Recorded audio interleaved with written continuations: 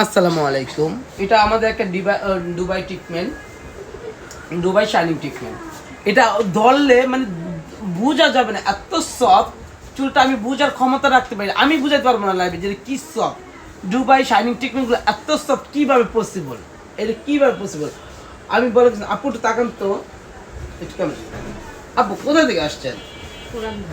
সত্যি মিথ্যা বলবেন না। চলো দুই বলেন তো কেমন সফট, সফটটা কেমন এটা বলেন। মনে তো তুলার মতো নরম চুলটা, তুলার মতো নরম চুলটা, মানে একদম ধুইরা রাখা যায় না, কি পিছলা ভাবে চুলে চলে আসতে হাতের ভিতরে।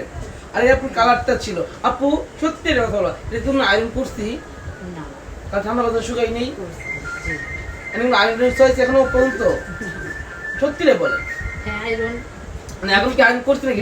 এখন আয়রন করা হয়নি। শুকাচ্ছি না এটা চুলটা। কটা মেডিসিন দিছি এটা বলেন? একটা। শুধু একটা মেডিসিন না, একটা ওয়াশ একটা মেডিসিন। আগে একবার ওয়াশ করেছি, তারপর মেডিসিন দিয়েছি, তারপর মেডিসিন দিয়ে ফেলেছি। এখন দুইয়া কিন্তু এটা একদম চুল ঠান্ডা বাতাস শুকায় আপনার সামনে নিয়ে আসছি। কাস্টমার ব্যথা পেয়েছেন কোন কারণে? চুলে বাঁধা দিতে রিল্যাক্স করে কাজ। আমার স্টাফদের ব্যবহার কেমন লাগলো আপু? চুলটা আবার বলে, চুল ধরে কি মনে লাগতেছে? তুলার মতো নরম লাগতেছে না? তুলার মতো নরম লাগতেছে না? আমি অবাস্তব যা আমাদের দুবাই শাইনিং ট্রিটমেন্ট এত সফট, এটা থাকবে নিম্নে 8 থেকে 1 বছর, 8 মাস বা 1 বছর থাকবে। এত সুন্দর সফট থাকবে যা বলার মতো কোনো ভাষা আমি রাখি না। যারা যারা করার ইচ্ছা থাকে, যতই ড্যামেজ থাক, আপু চুল তো যে পালা নাম বলবো না, একটা পালাতে করে চুল একদম খুইয়ে পড়ে গেছিল। সত্যিটা না আপু, মিথ্যা বলবেন না। সব বাংলা চুল। আমি সাহস পাইতেছিলাম, আমরা 3 জন মিল্লা বসছি না চুলটা নাই, কি করবো? এটা তো সত্যি। আপনার চুলটা আমি মেডিসিন দিতে পারতেছিলাম না, আমি বারবার হাতাইছিলাম, আরেকটা সিনিয়র স্টাফ নিলাম, আরেকজন নিয়ে 3 জন নিয়ে বসে পড়ে আমরা কোন মেডিসিন দেবো, তারপর আমরা ডিসিশন নিচ্ছি এটাই করবো। আপু বলতেছে অন্য পালাতে এত চেক করে না, আপনি এত চেক করেন। আমি কি না আপু, কাজ যদি ভালো না হয় বলে ঈদ সামনে একটা মন খারাপ থাকবে।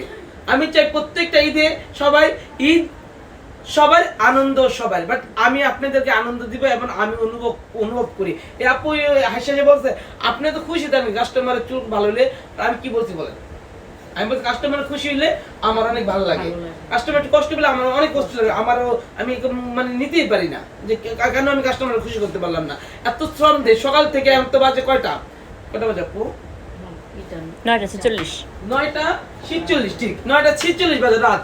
আমি সকাল 10টা থেকে 9:46 পর্যন্ত স্টেট নাও আমি প্রত্যেকটা কাস্টমার পাশে দাঁড়াতে ইত্যাদি করি নেই, খালি পানি খেয়ে আমি দূরে কাজ করছি। এই আপুই তো আমার ফোন দিয়েছিল রাত থেকে না, এই আপু আমাকে বলছে আপু আমি তো রাস্তায় আজান দিয়ে ফেলাইছি, তাও আমি বাসায় যাই, খালি পানিটা মুখে দেখলাম। বাচ্চা আছে যেহেতু বাসায় যেতেই হয়, বাচ্চা দেখে দৌড়ে আবার আপু থাকতে চলে আসছি না আপু। আমি 1 মিনিট দেরি করিনি, এই যে কাজ করতেছি কিন্তু কাস্টমার খুশি করার আপ্রাণ চেষ্টা করি। কিন্তু কাস্টমার যদি খুশি না করতে পারে তাহলে সরি আমি আপু আপনাদের কাছে। কিন্তু প্রত্যেকটা কাস্টমার খুশি করবো ইনশাল্লাহ, আমি খুশি করবি। আপু খুশি করতে পারছি তো? আরেকটা আপুকে দেখেন যেটা আমার খুব পছন্দের এক ক্লায়েন্ট, এই নিয়ে আমার কাছে 10-12 বার করছে এই চুলটা। আপু প্রত্যেকবার আমি আপনি খুশি করতে পারি ইনশাআল্লাহ, অবশ্যই। কোন কমপ্লেইন আছে আমার নামে? না না, আপনি তো 14 গোষ্ঠী আমার পালা চুল স্টিচ করাইছে। আমি গেছে বছর 10 রমজানে করেছি, এর আগের বছর এই বছর সেম 10 রমজানে আসি। আমার 14 গোষ্ঠী মানে আমরা 5 বোনই আসি। উনি কিন্তু 10,000 টাকা সবসময় কাছ থেকে এই সার্ভিসটা নিয়ে থাকে। আপু কখনো কি আমাদের মেয়েরা খারাপ ব্যবহার করে? না না, আমি তো সবসময় আপনার কাছে করি না। না না, ওরা আপনি খুশি তো আমাদের কাজে? খুশি করতে পারছি তো? এই দেখো এই মাইক্রো ব্লেডিংটা কিন্তু আমার থেকে করা, অনেকদিন আগে করা না এটা? অনেকদিন আগে মাইক্রো ব্লেডিংটা আমার থেকে করা। যারা যারা আমার থেকে প্রিমিয়াম সার্ভিসগুলো নিতে চাও দ্রুত ফাস্ট চলে আসো। আবার মাত্র 20 রোজা, ঠিক আছে? থ্যাংক ইউ সো মাচ, ভালো থাকবেন।